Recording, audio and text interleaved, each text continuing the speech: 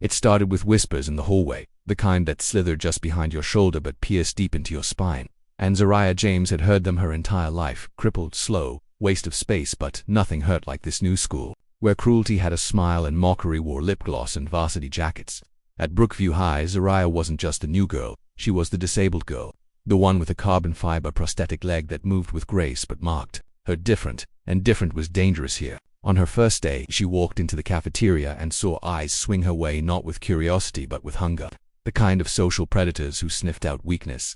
And sitting at the center of them all was Tessa Monroe Quinn, social tyrant, an unchallenged leader of the pack, as they called themselves. 5 perfect smiles, synchronized cruelty, and phones always recording. Zariah didn't flinch when they laughed the first time, when Tessa dropped a spoon and said, "Oops, maybe she can't bend down to help might fall apart," and her friends erupted in the kind of laughter that makes cowards feel powerful. She didn't react when one of them accidentally bumped into her locker or when someone started calling her robo-girl in gym class. Instead, she walked, steady and silent, her face unreadable, her heart collecting each word like a stone in her palm. What no one knew, not the teachers, not the other students, and certainly not Tessa and her little pack, was that Zariah had been training since she was 5, not in tears or self-pity, but in the soft, brutal art of Taekwondo, the discipline. Her late father, a martial arts instructor and military vet, had once taught her in a quiet studio where breathing and control mattered more than strength. He had taught her to move despite her prosthetic, to balance in the storm, to turn perceived weakness into devastating precision. And when he died, she trained harder, one-legged spin kicks, blindfolded balance drills, caught her till her muscles screamed, and every night she heard his voice in her head. They won't see you coming until they're on the floor. But here in this school, Zariah kept her truth hidden, because it was easier to be underestimated, easier to watch and wait. That changed the day she walked into gym class and saw they were doing mixed sparring, a supposedly friendly bout meant to teach self-defense. And when Coach Briggs saw Zariah's leg, he hesitated long enough for Tessa to say, "Maybe she can just sit this one out, might lose a limb or something." The class laughed, even some of the boys, and Zariah simply nodded, but something in her eyes flickered like a fuse catching fire. Coach reluctantly paired her with Caden, Tessa's top flunky and part-time bully, who smirked and said, "Don't worry, I'll go easy on you." What followed wasn't just a beat down, it was a revelation. Zariah moved like lightning, her prosthetic leg not a hindrance but a weapon. She sidestepped Caden's first lazy punch, spun on her heel, and delivered a hook kick that stopped an inch from his neck. The gym went silent.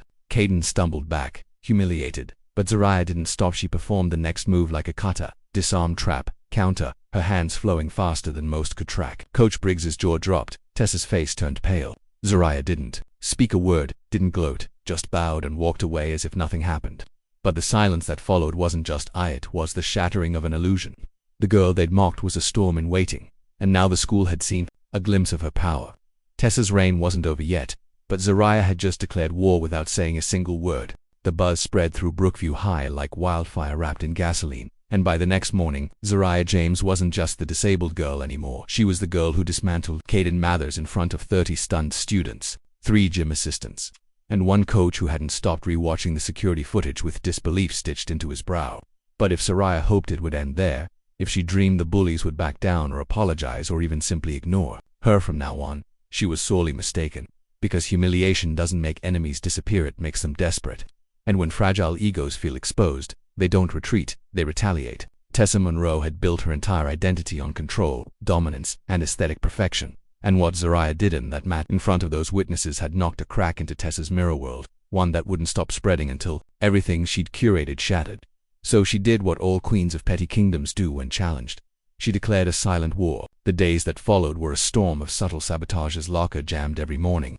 Her books vanished from her desk, fake notes were planted in her bag, and someone even photoshopped a cruel meme of her sparring with a robot leg and sent it around the school's group chat. But through it all, Zariah didn't flinch, didn't break, didn't show them anything but poise. She moved like a shadow through the chaos, eyes calm, face unreadable. But behind her silence a storm was building, and she wasn't alone anymore. That was the part Tessa hadn't counted on, the ripple effect of courage. After the gym incident, other students started noticing Zariah, Amira from art class who had been quietly dealing with anxiety, Malika Jr. with a stutter who always ate alone, even Deshawn from the basketball team who pulled Zariah aside and whispered, "That was the coldest thing I ever seen." They began sitting with her at lunch, not many, not loud, but enough to create a buffer, enough to make the pack uneasy. And then came the next move in Tessa's game, a fake open challenge during a student spirit rally, disguised as a friendly martial arts demo meant to build school unity. Zariah smelled the setup the moment she heard it announced. complete with volunteers chosen by random draw, and somehow, oh so conveniently, she was one of them. Along with Tessa and 2-pack members who had never trained in anything except social cruelty and cheer choreography. Coach Briggs had no idea he was being used, and the administration thought it was a beautiful idea, a diverse showcase of skill. But Zariah knew better. This wasn't about unity, it was about spectacle, about luring her into a trap, framing her power as aggression, making her out to be the bully so Tessa could reclaim the crown. She could have backed down. She could have played the quiet, safe role again.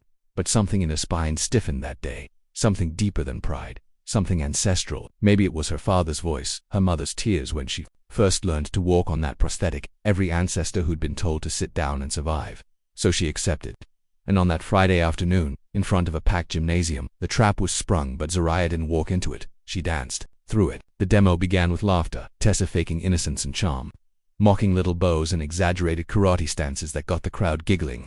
But when it came time for the paired exchanges, Zariah stepped forward like the calm before a hurricane. The moment Tessa moved in with her planned accidental shove, Zariah spun and used her momentum against her, flipping her gently but firmly to the mat. The room gasped. Zariah helped her up. Tessa tried again, this time with a sloppy kick. Zariah deflected Sativ and tapped her lightly on the shoulder with the flat of her palm, signaling a clean strike. Again, the crowd murmured.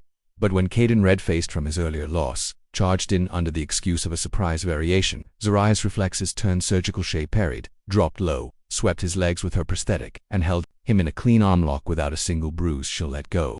He sat stunned. The gym fell silent. It was clear now. They weren't exposing Zariah. They were exposing themselves, revealing their envy, their insecurity, their weakness wrapped in fake dominance. Coach Briggs ended the demo early, calling it a resounding success, and the student body didn't cheer like they usually did for the pack. They clapped for Zariah, slow at first, then thunderous, a rising rhythm of respect. Tessa's eyes blazed with rage, her hands trembling as her perfect plan crumbled. But it was Malik who summed it up best later that day, whispering with awe, "You didn't just win, Z, you flipped the whole script." And she had. But it wasn't over yet. Because for all the power Zariah had displayed, for all the dignity she held, she still hadn't faced the real fire. The moment when standing tall would mean burning through everything to protect, not just with herself, but the ones who now stood with her. The spark had become a flame, and the next move wouldn't be on the mat, it would be in the real world, where cruelty wasn't choreographed and peace came only when you earned it with more than just strength. It began not with a scream but a silence, the heavy, boiling kind that wraps around the lungs like smoke before the blaze. And Zariah James felt it before she saw it. The shifting air in the hallways, the quick glances from students who had once sneered but now looked at her with something halfway between awe and warning. And though the student body now clapped for her, posted videos of her fluid takedowns with captions like "Queen Energy" and "Real-life superhero," there were still those shadows behind the screens.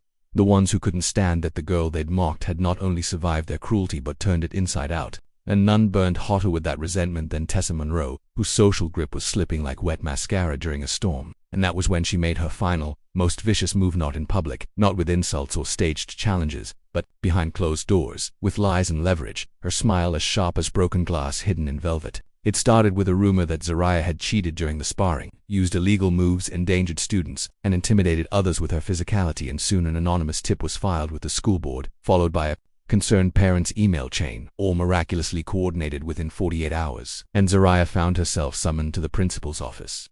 Not for praise but for probation, told that her martial arts involvement was being reviewed for potential disciplinary action due to safety concerns. It was surreal watching adults parrot the fear Tessa had carefully planted, and though Principal Wheeler seemed reluctant, he informed Zariah that until the investigation was closed, she'd be banned from gym class, school activities involving physical movement, and any extracurriculars related to martial arts.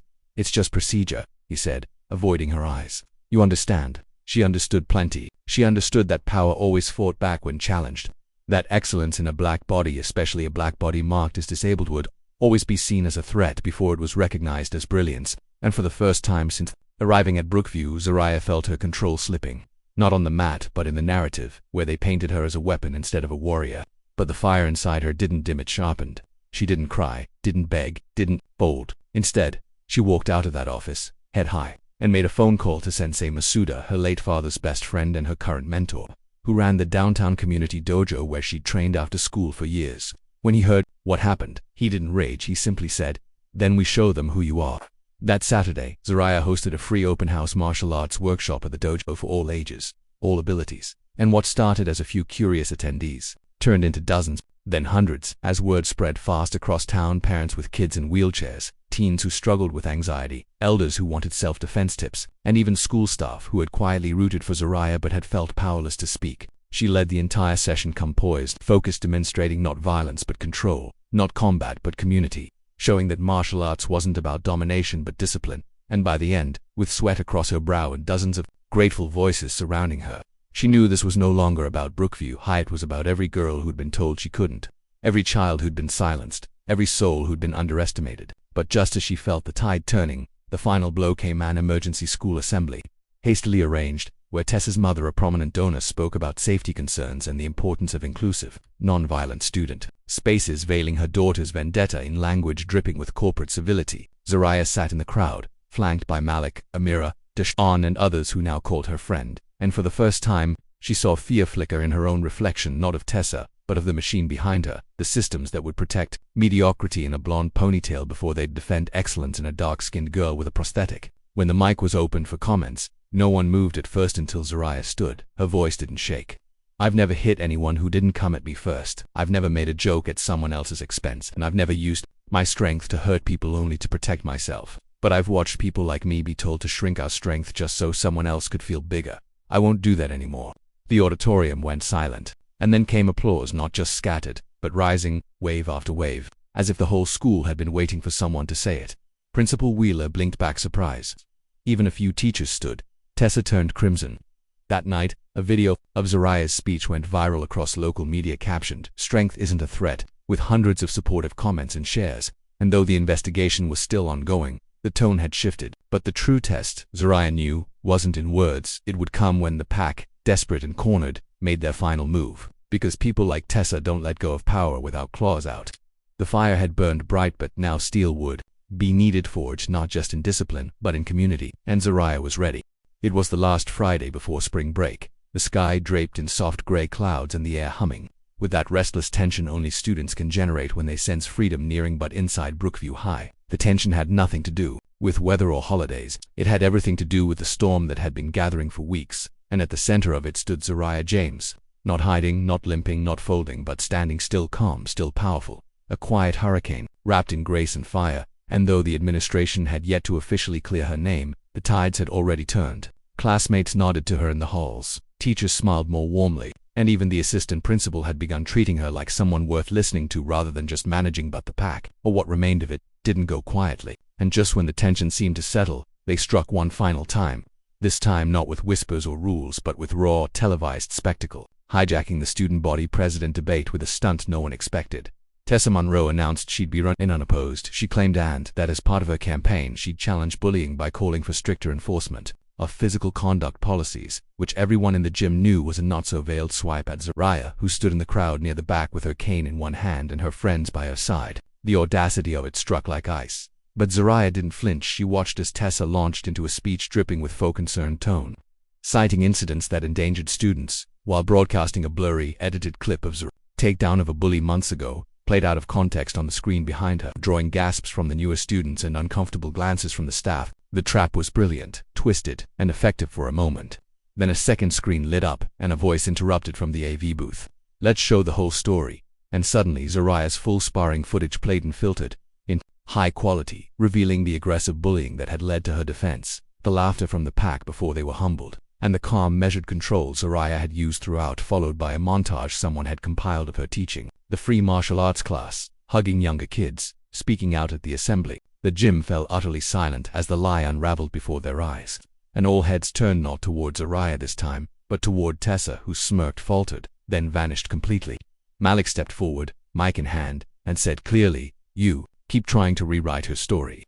But the truth's louder now. Applause followed, not forced, not tentative, but rising like thunder, wave after wave, as students stood, some clapping, some chanting Zariah's name, and teachers didn't stop them. Principal Wheeler walked quietly to the stage, gently took the mic from Tessa's hand, and announced that the student president debate would be postponed pending a re-evaluation of leadership standards, which was polite administrative speak for "you're done here," and everyone knew it. Afterward, in the courtyard, Zariah didn't celebrate with gloating or triumph. Instead, she sat beneath the old oak tree with Amira braiding her hair, Malik beatboxing lightly beside her, and Deshawn reciting lines from an upcoming spoken word piece he'd written about her, And for the first time in months, Zariah let herself breathe, not guarded, not braced, just present, her laugh soft and real. Her armor loosened but intact, and in that moment, she didn't feel like the girl who had been humiliated or underestimated, but the young woman who had built something stronger than vengeance. She'd built legacy. That night, her mother, eyes glassy but proud, hugged her so tight Zariah could feel her ribs, whispering, "Your father would be proud. But baby, I'm proud too." And Zariah, for the first time since the first shove in the hallway, cried not from pain, not from fear, but from the flood of release, the power of surviving, with her soul not just intact but sharper, more compassionate, more certain. Months later, she'd receive a state youth leadership award, get invited to speak at a national inclusion conference, and even be offered a junior instructor position at the dojo. But none of that compared to what happened the Monday after spring break, when a quiet boy in a wheelchair rolled up to her in the cafeteria, stammered a little, then asked if she'd teach him how to throw a punch like in the videos. And she smiled, knelt beside him, and said, "We'll start with your breath. That's the first weapon, and no one can take that from you." And in that simple act, she passed on not just technique, but truth, because in a world that had tried to reduce her to her skin, her limp, her silence, Zariah had shown that real strength wasn't about force, it was about refusing to be erased. And from that day forward, every time she walked through Brookview's doors, cane clicking with rhythm and pride, even those who once mocked her learned to move out of the way, not out of fear, respect, because now they all knew Zariah James didn't need their permission to rise. She had always been rising.